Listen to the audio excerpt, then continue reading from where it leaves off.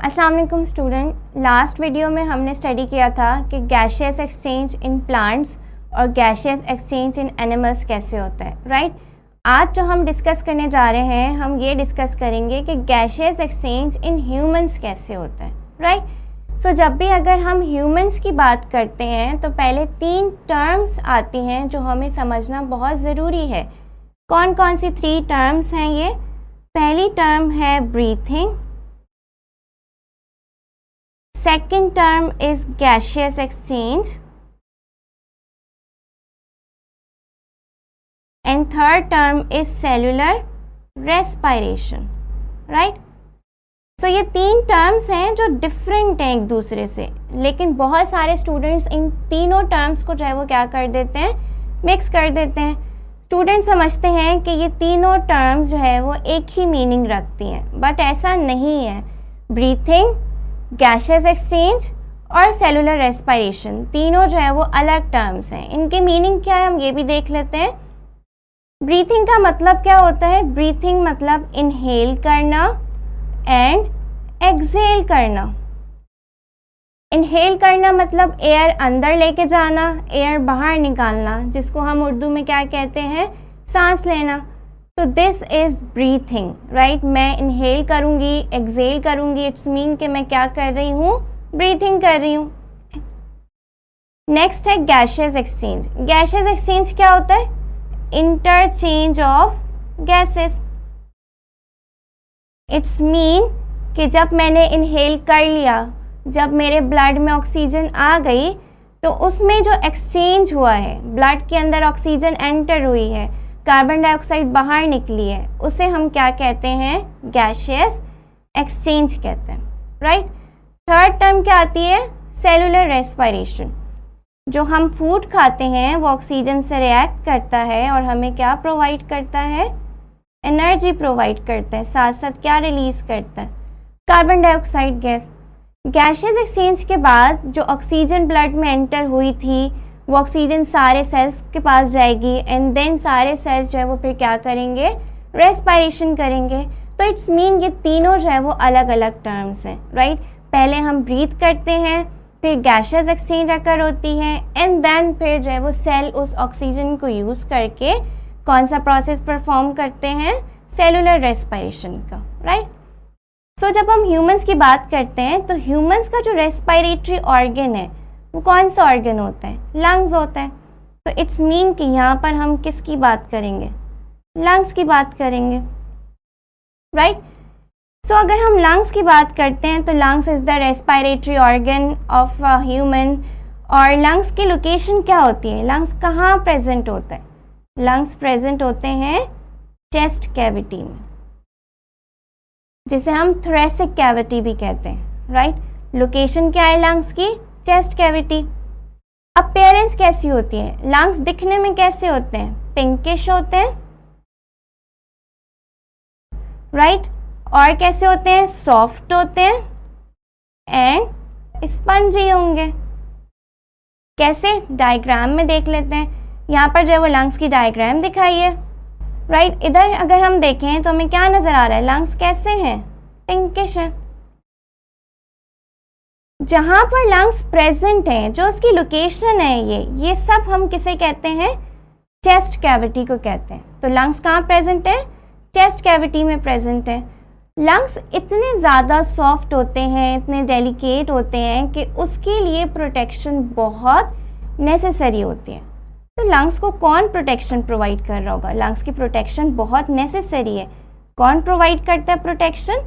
बहुत सारे structures present हैं जो लंग्स को प्रोटेक्ट कर रहे होते हैं, जैसे कि प्लूरल मेम्ब्रेन्स। लंग्स को कवर किया होता है किसने, प्लूरल मेम्ब्रेन्स ने। कितनी मेम्ब्रेन्स होती हैं, 2 प्लूरल मेम्ब्रेन होंगी। अगर हम डायग्राम में भी देखें तो यहाँ पर आपको दिखाया जा रहा है कि लंग्स जो है वो एक मेम्ब्रेन से कवर्ड है, जिसको मैं आउटलाइन कर रही हूँ। ये मेम्ब्रेन जो है वो क्या कहलाएगी, प्लूरा लिखा हुआ है या फिर प्लूरल मेम्ब्रेन्स, राइट। 2 इन नंबर्स होती हैं। इन प्लूरल मेम्ब्रेन्स के बिटवीन क्या प्रेजेंट होता है, फ्लूइड प्रेजेंट होता है। फ्लूइड का काम क्या होता है कि फ्लूइड जो है वो एक्ट करता है एज अ लुब्रिकेंट, फ्रिक्शन को रिड्यूस करता है, राइट। एंड देन अगर हम देखते हैं कि लंग्स को प्रोटेक्शन के लिए क्या प्रेजेंट होता है, बोनी केज प्रेजेंट होता है, बोन्स का एक केज बना हुआ होता है। इस बोनी केज में जो है वो कौन कौन से पार्ट्स होते हैं, इस बोनी केज में जो है वो रिब्स प्रेजेंट होते हैं जो कि लैटरल्स में प्रेजेंट होते हैं, साइड्स में प्रेजेंट होते हैं, राइट और लेफ्ट साइड्स में। फ्रंट में अगर हम देखते हैं तो फ्रंट में एक बोन प्रेजेंट होती है जिसे हम क्या कहते हैं, स्टर्नम कहते हैं। और बैक की अगर हम बात करते हैं तो बैक में भी एक बोन प्रेजेंट होती है जिसे हम क्या कहते हैं, वर्टिब्रल कॉलम कहते हैं।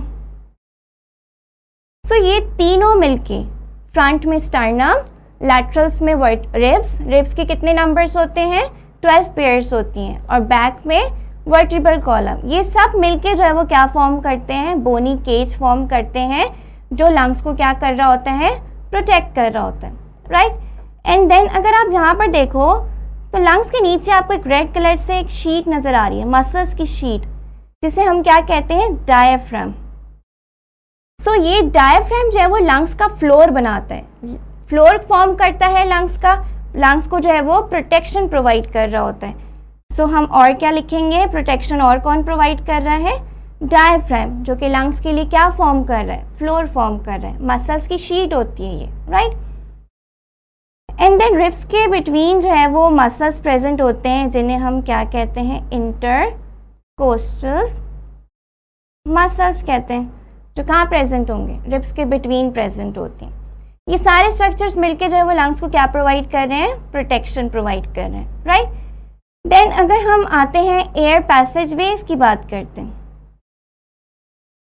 कि एयर जब हम इनहेल कर रहे हैं तो वो कौन कौन से पार्ट से, कौन कौन से ऑर्गन से होते हुए गुजरेगी, कौन कौन से पार्ट से जो है वो पैसेज से जो है वो पास होगी, राइट।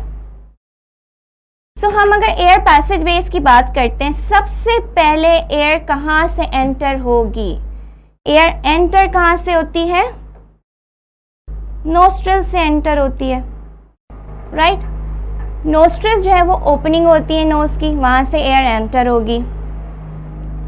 नोस्ट्रिल्स के बाद जो है वो फिर एयर कहाँ जाएगी, नेजल सैक,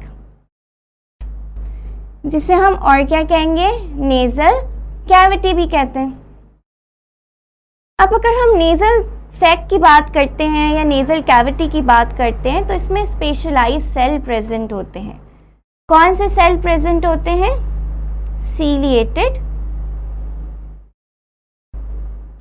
एपिथेलियम सेल्स। कौन से सेल्स प्रेजेंट होंगे, सीलिएटेड एपिथेलियम सेल्स प्रेजेंट होंगे, राइट। इसके अलावा और कौन से सेल्स प्रेजेंट होते हैं, वो सेल्स प्रेजेंट होते हैं जो कि क्या सिक्रीट करते हैं, म्यूकस सिक्रीट करते हैं, राइट। सो इट्स मीन कि नेजल कैविटी में क्या क्या प्रेजेंट है, हमने क्या क्या देखा, नेजल कैविटी में प्रेजेंट होंगे हेयर्स क्योंकि सीलिएटेड सेल्स हैं, और क्या प्रेजेंट होगा, म्यूकस, क्योंकि सेल्स क्या सिक्रीट कर रहे हैं, म्यूकस सिक्रीट कर रहे हैं। ये दोनों मिलके जो है वो क्या काम करते हैं, जो एयर एंटर होती है नेजल सैक में उसको क्या करेंगे, फिल्टर करेंगे, और क्या करते हैं, वार्म करते हैं, फिल्टर करते हैं कि कोई डस्ट पार्टिकल, कोई फॉरेन पार्टिकल जो है वो एयर के साथ हमारे लंग्स में एंटर ना हो जाए, राइट। सो नेजल कैविटी से, नेजल सैक से जो है वो अब एयर कहाँ एंटर होगी, फेरिंग्स में। फेरिंग्स की अगर हम बात करते हैं तो फेरिंग्स वो पॉइंट है, वो ऑर्गन है जो डाइजेस्टिव सिस्टम में भी कॉमन है और रेस्पिरेटरी सिस्टम में भी प्रेजेंट होता है। इट्स मीन कि फेरिंग्स में क्या क्या एंटर होगा, फेरिंग्स में फूड भी एंटर होगा, फेरिंग्स में एयर भी एंटर होगी, कॉमन होता है ये डाइजेस्टिव एंड रेस्पिरेटरी सिस्टम में। लेकिन फेरिंग्स के बाद जब लैरिंग्स आता है तो लैरिंग्स में सिर्फ एयर एंटर होती है, फूड एंटर नहीं हो सकता। तो फूड एंटर कैसे नहीं होता, क्या प्रोटेक्शन है कि फूड एंटर होने नहीं देता है, तो अगर हम यहाँ पे लैरिंग्स की बात करते हैं, जैसे अगर मैं यहाँ लैरिंग्स ड्रॉ करती हूँ, ये लैरिंग्स का पार्ट है, तो लैरिंग्स के ऊपर एक पार्ट प्रेजेंट होता है जिसे हम क्या कहते हैं, ग्लॉटिस, राइट। नीचे लैरिंग्स है, लैरिंग्स के ऊपर एक पार्ट प्रेजेंट है जिसे हम क्या कह रहे हैं, ग्लॉटिस, एंड ग्लॉटिस के ऊपर एक फ्लैप प्रेजेंट होता है जिसे हम क्या कहेंगे, एपिग्लॉटिस कहेंगे। एपिग्लॉटिस एक फ्लैप होता है जो कि लैरिंग्स को क्या कर देगा, कवर कर देगा। जैसे ही फूड एंटर होना होगा, एपिग्लॉटिस लैरिंग्स को कवर कर देगा। जैसे एयर एंटर होनी होगी, एपिग्लॉटिस लैरिंग्स को ओपन कर देगा, राइट। इसके अलावा अगर लैरिंग्स की एक और मेन इंपॉर्टेंट पॉइंट बताऊं मैं आपको, तो लैरिंग्स में क्या प्रेजेंट होते हैं, वोकल कॉर्ड्स भी प्रेजेंट होते हैं। इट्स मीन कि लैरिंग्स क्या प्रोड्यूस करता होगा, साउंड प्रोड्यूस करता है। अभी मैं बोल रही हूँ, मैं साउंड प्रोड्यूस कर रही हूँ, मेरी आवाज़ आपको आ रही है, ये कहाँ से प्रोड्यूस हो रही है, ये लैरिंग्स से प्रोड्यूस हो रही है, क्योंकि लैरिंग्स में क्या प्रेजेंट है, वोकल कॉर्ड्स प्रेजेंट है, राइट। लैरिंग्स के बाद जो है वो फिर एयर कहाँ एंटर होगी, ट्रैकिया में। ट्रैकिया को हम और क्या कहते हैं, विंड पाइप भी कहते हैं, राइट। अगर ट्रैकिया को हम ड्रॉ करते हैं तो इस तरह ये एक लॉन्ग ट्यूब होती है, ट्रैकिया के ऊपर जो है वो लैरिंग्स प्रेजेंट होता है। ट्रैकिया के ऊपर सी शेप कार्टिलेजियस ट्यूब्स होती हैं, राइट। इस तरह का स्ट्रक्चर होता है ये। ट्रैकिया को विंड पाइप कहते हैं, लॉन्ग ट्यूब होती है, एंड देन जो है वो ट्रैकिया फिर यहाँ से बाइफरकेट होगा, डिवाइड हो रहा है, दो में डिवाइड हो रहा है, और जब ये डिवाइड होगा तो फिर ये क्या फॉर्म करेगा, ब्रोंकाई। इसे हम क्या कहेंगे, ब्रोंकाई कहेंगे। राइट और लेफ्ट ब्रोंकाई में ट्रैकिया क्या हो चुका है, डिवाइड हो चुका है। ब्रोंकाई से जो है वो फिर यहाँ से जब ब्रोंक्यूल्स होती हैं, जब ये फर्दर डिवाइड होगा तो फिर ये किस में एंटर होगा, ये लंग्स में एंटर होगा, राइट। लंग्स में एंटर होते ही ये बहुत ज़्यादा जो है वो क्या हो जाएगा, फर्दर डिवाइड हो जाएगा। जब ये फर्दर डिवाइड होगा तो फिर ये क्या स्ट्रक्चर फॉर्म करता है, ब्रोंक्यूल्स फॉर्म करता है। इसे हम क्या कहेंगे, ब्रोंक्यूल्स कहेंगे, राइट। तो यहाँ पर मैं जो ब्रोंकाई बनाया था, इस पर भी मैं क्या बना रही हूँ, सी शेप स्ट्रक्चर ड्रॉ कर रही हूँ। इट्स मीन कि ट्रैकिया एंड ब्रोंकाई दोनों क्या होते हैं, सी शेप कार्टिलेजियस ट्यूब्स होती हैं। लेकिन ब्रोंक्यूल्स में मैंने ऐसा कुछ नहीं ड्रॉ किया। इट्स मीन कि ब्रोंक्यूल्स में ऐसी कोई ट्यूब्स प्रेजेंट नहीं होती, कोई कार्टिलेजियस ट्यूब्स नहीं होती हैं, राइट। ब्रोंक्यूल्स के एंड में अगर आप नोट करो तो हर ब्रोंक्यूल के एंड में इस तरह आपको एक सैक लाइक स्ट्रक्चर नजर आएगा। इस सैक लाइक स्ट्रक्चर को हम क्या कहते हैं, we call it alveoli, right. Alveoli भी कहते हैं, और क्या कहेंगे हम इसको, एयर सैक भी कहेंगे, राइट। ये जो एल्व्यूलाई है ये ही मेन डेस्टिनेशन है किसकी, एयर की। एयर ने कहाँ आना था, एयर ने एल्व्यूलाई में आना था। उसके लिए एयर को इन सारे पैसेज वेज से पास होकर कहाँ पर आना है, एल्वुलाई पे आना है, राइट।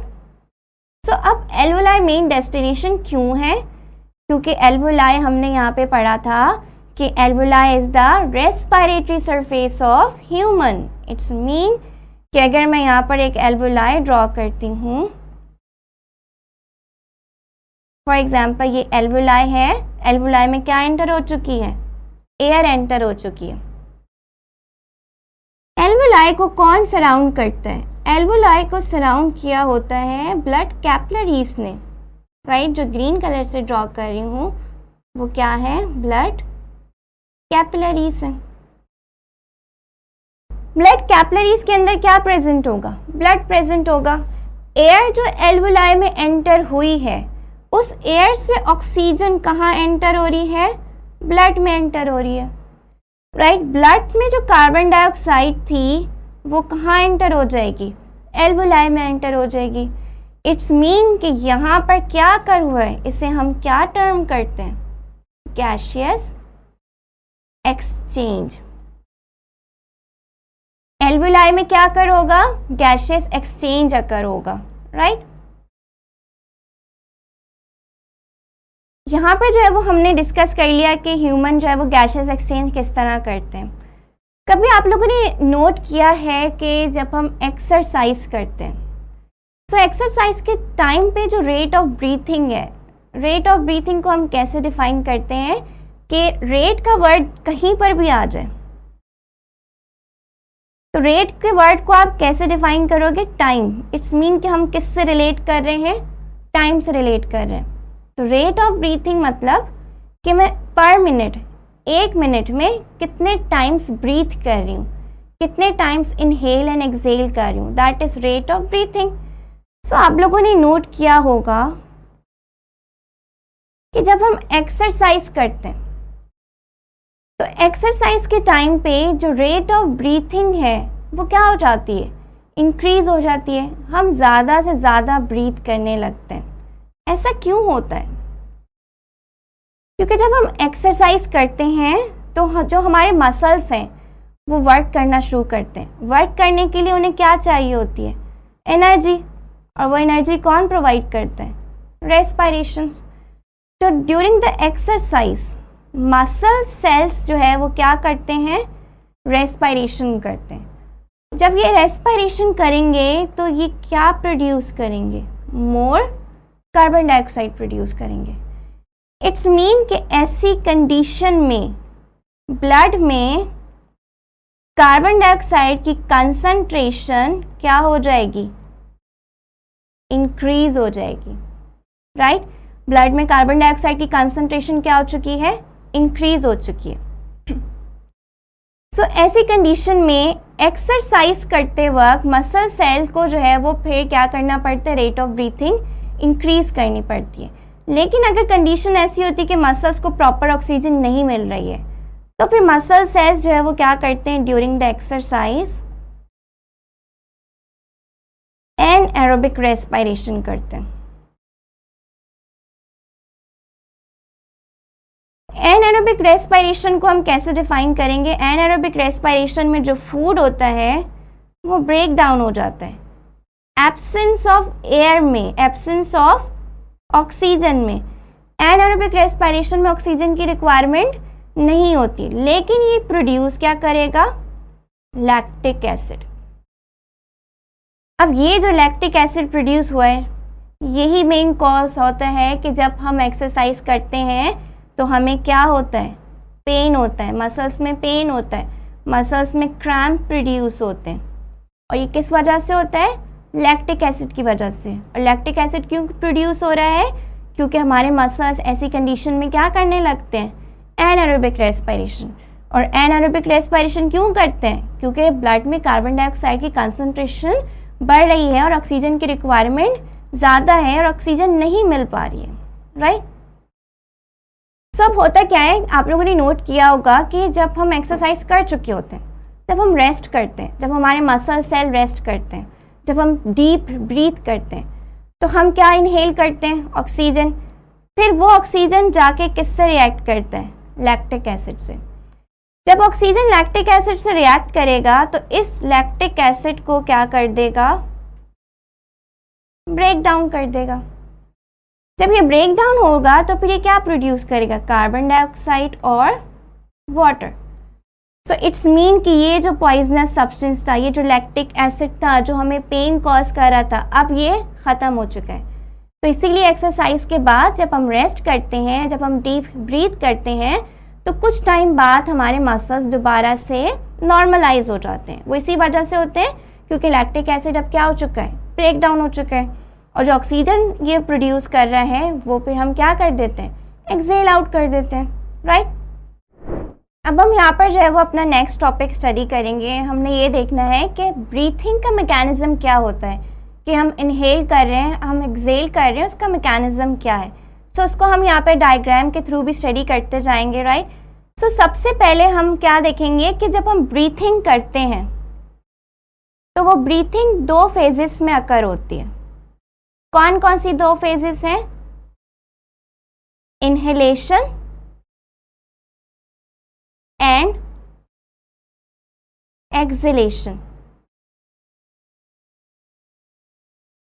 जिसे हम इंस्पायरेशन और एक्सपायरेशन भी कहते हैं, राइट। सो इनहेलेशन की अगर हम बात करते हैं तो इनहेलेशन में एयर कहाँ जाएगी?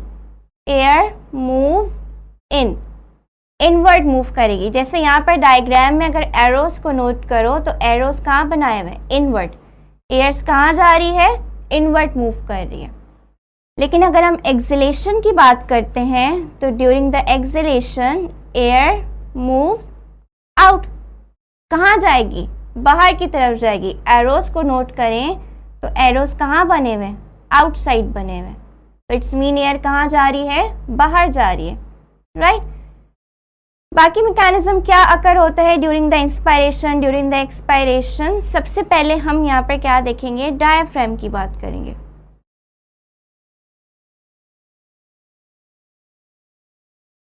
डायफ्राम जो है वो ड्यूरिंग द इनहेलेशन क्या हो जाएगा?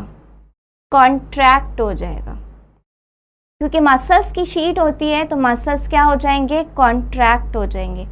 जब डायफ्राम कॉन्ट्रैक्ट हो जाता है तो उसकी जो शेप है वो फ्लैट हो जाती है। लेकिन ड्यूरिंग द एक्सलेशन डायफ्राम क्या हो जाएगा? रिलैक्स हो जाएगा। और जब ये रिलैक्स होता है तो ये डूम शेप्ड हो जाता है, जो उसकी ओरिजिनल शेप्ड होती है, डूम शेप। डायग्राम में देख लेते हैं। ड्यूरिंग द इनहेलेशन यहाँ पर अगर आप डायफ्राम देखो, जो शीट है वो फ्लैटेंड है, थोड़ी सी नीचे की तरफ है। लेकिन अगर आप एक्सलेशन में देखो तो इसकी शेप क्या है? डूम्ड शेप है, राइट, क्योंकि मसल्स जो है वो क्या हो चुके हैं? रिलैक्स हो चुके हैं। नेक्स्ट अगर हम बात करते हैं इंटरकोस्टल मसल्स की।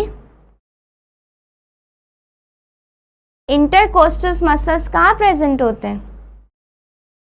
रिब्स के बिटवीन में प्रेजेंट होंगे। तो intercostal muscles during the inhalation क्या हो जाएंगे? कॉन्ट्रैक्ट हो जाएंगे। और ड्यूरिंग द एक्सलेशन क्या हो जाएंगे? रिलैक्स हो जाएंगे, राइट। जिसकी वजह से जो रिब केज है, रिब केज जो है वह ड्यूरिंग द इनहेलेशन, जब हम सांस लेते हैं अंदर की तरफ, तो रिब केज कहाँ मूव करता है? आउटवर्ड मूव करता है, राइट। और जब हम एक्सेल आउट करते हैं तो रिब केज कहाँ जाता है?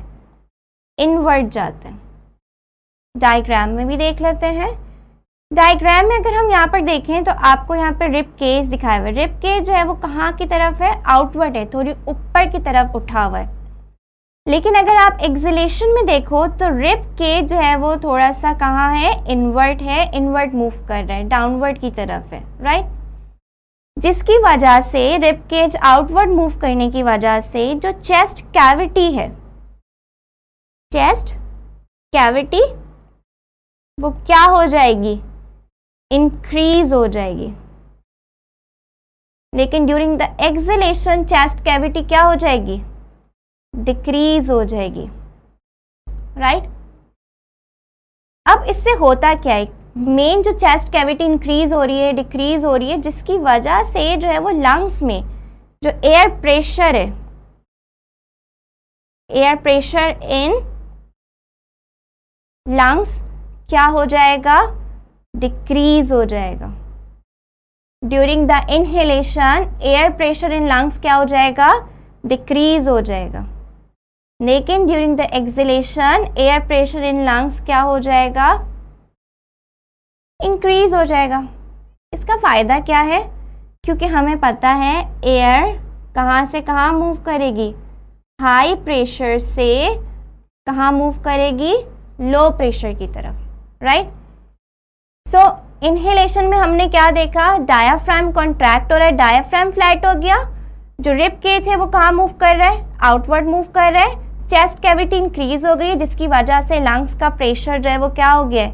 डिक्रीज हो गया। इसीलिए एयर बाहर से जो है वो कहाँ मूव करेगी? लंग्स की तरफ। और ड्यूरिंग द एक्सलेशन हमने क्या देखा? कि डायफ्राम दोबारा से डूम शेप्ड हो गया, ऊपर की तरफ मूव कर गया। चेस्ट कैविटी या फिर हमारे रिब केज जो है वो वापस कहाँ गया? इनवर्ड, जिसकी वजह से चेस्ट कैविटी डिक्रीज हो गई है और एयर प्रेशर जो है वो इंक्रीज हो गया। इसीलिए जो है वो फिर एयर क्या करेगी? लंग से बाहर की तरफ मूव करेगी, right. So these are the mechanism जो हम किस में नोट करते हैं, ब्रीथिंग के टाइम पे नोट करते हैं, राइट।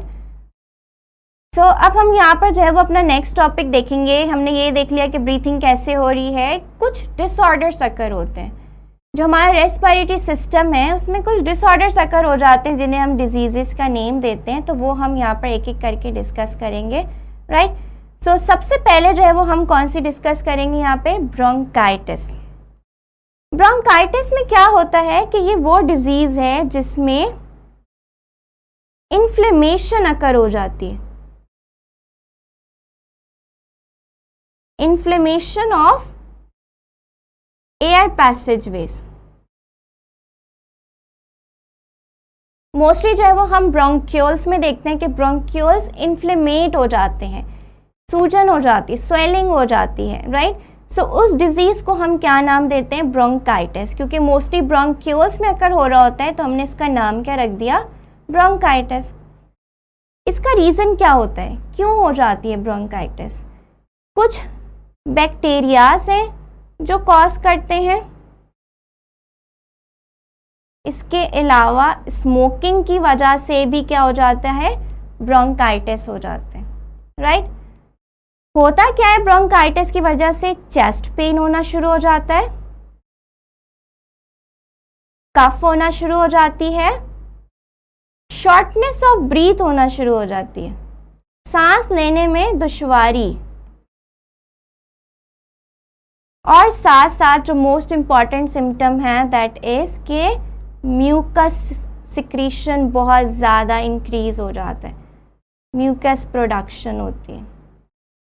अगर हम यहाँ पर डायग्राम में देखें जो आपको ब्रोंकाइटिस की दिखाई है, नॉर्मल ब्रोंकियल ट्यूब दिखाया है आपको, इसमें आपको कोई जो है यहाँ पर म्यूकस नज़र नहीं आ रहा, ये एयर पैसेजवेज जो है वो इसका क्लियर है, राइट।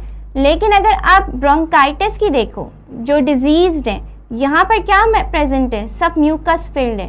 तो जब म्यूकस फिल्ड होगा तो एयर कैसे एंटर होगी, एयर एंटर नहीं होगी तो ऑक्सीजन नहीं मिलेगी और सांस लेने में क्या होगी, दुश्वारी होगी, राइट। सेकेंड डिसऑर्डर पर आते हैं। सेकेंड डिसऑर्डर हमारा कौन सा है, एम्फाइसेमा। एम्फाइसेमा में होता क्या है, डिस्ट्रक्शन अकर होती है। किसमें डिस्ट्रक्शन हो जाएगी, डिस्ट्रक्शन ऑफ एल्वुलाई। एल्वुलाई कौन सा पार्ट है, एल्वुलाई तो हमारी रेस्पिरेटरी सरफेस है।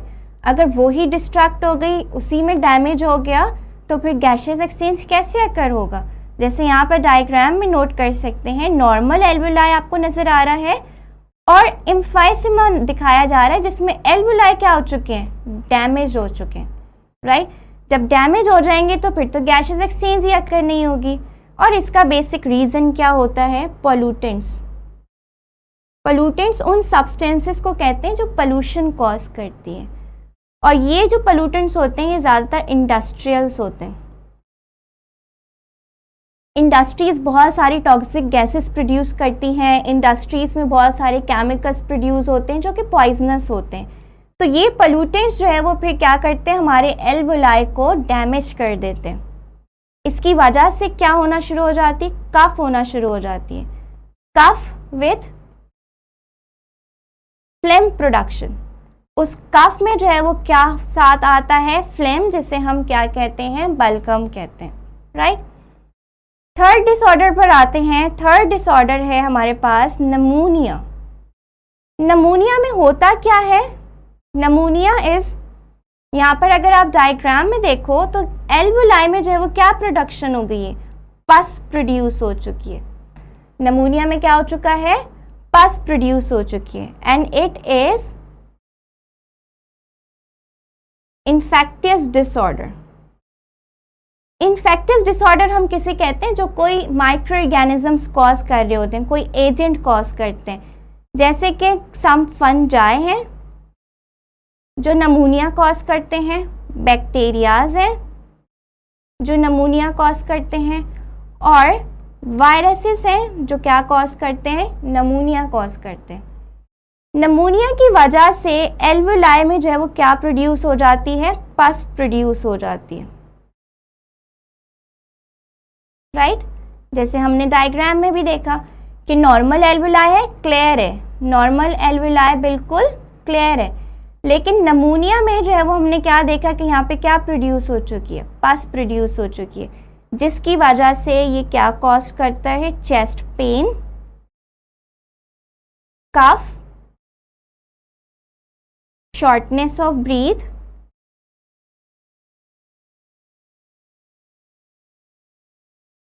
राइट। ये सारे जो है वो कॉमन सिम्टम्स हैं जो हम किस में देखते हैं, नमूनिया में देखते हैं। आप लोगों ने सुना होगा कि डबल नमूनिया हो गया है, कॉमनली लोग बोलते हैं कि डबल नमूनिया हो गया है। तो ये डबल नमूनिया क्या होता है, जैसे कि यहाँ पे एक लंग्स दिखाए, एक लंग्स के एल्वुलाई में पस प्रोड्यूस हो चुकी है, एक लंग्स के एल्वुलाई जो है वो इन्फेक्ट हो चुके हैं, तो उसे हम सिंपल नमूनिया कहते हैं। लेकिन अगर दोनों लंग्स इन्फेक्टेड है तो फिर हम इसको क्या बोलेंगे, डबल नमूनिया। डबल नमूनिया मतलब both lungs are infected, right. Next है हमारे पास एस्थमा। एस्थमा जो है वो कौन सा डिसऑर्डर होता है, it is allergic response.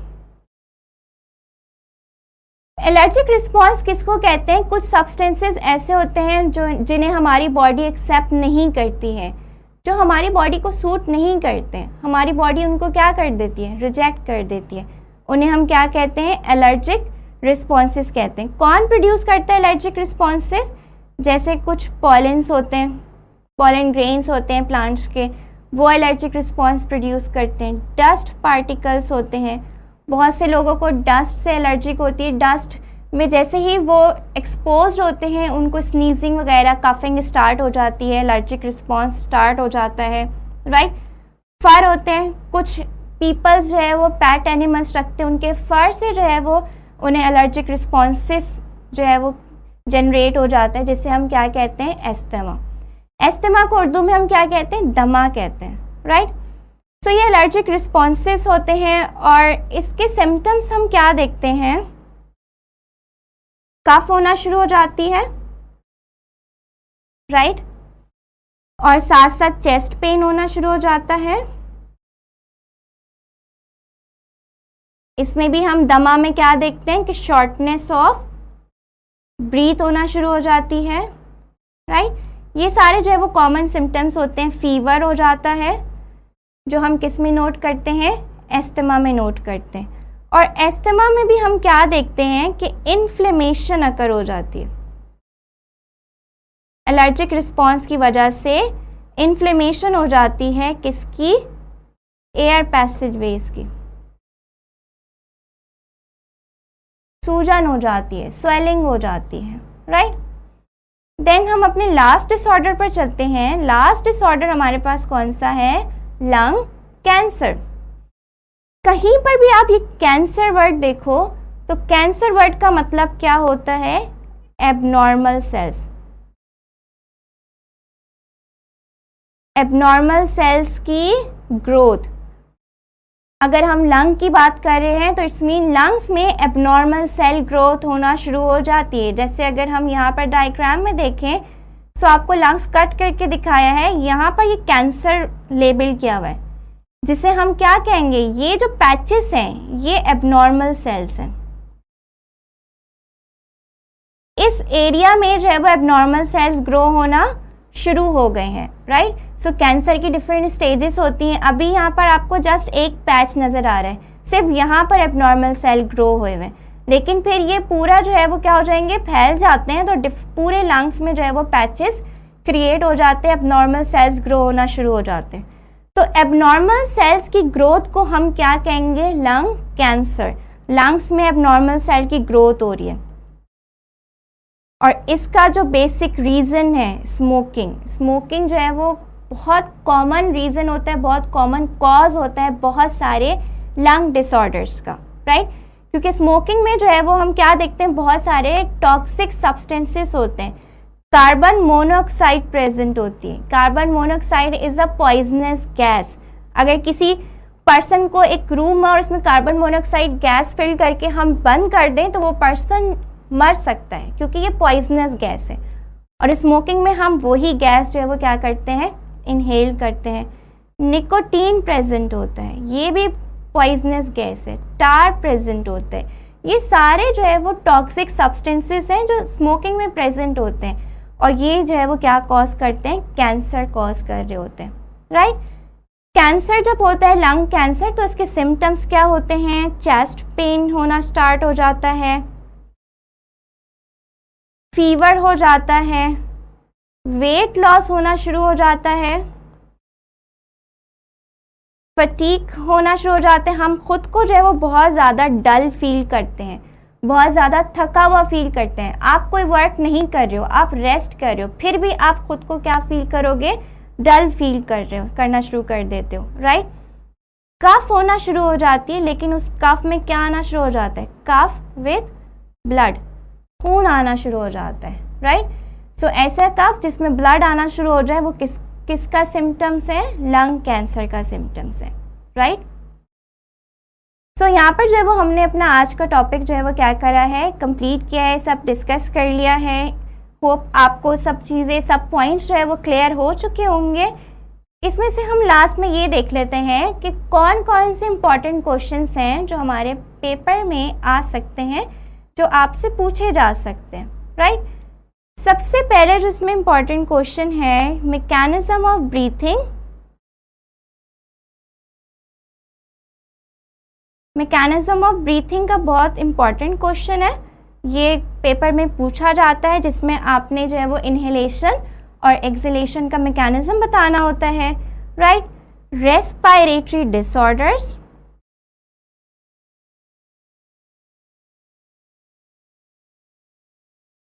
Respiratory disorders में आपसे एक सेपरेट करके भी पूछा जा सकता है, जैसे आपसे सिर्फ लंग कैंसर पूछ लिया, सिर्फ नमूनिया पूछ लिया, या फिर आपसे सारे डिसऑर्डर्स भी पूछ सकते हैं, राइट।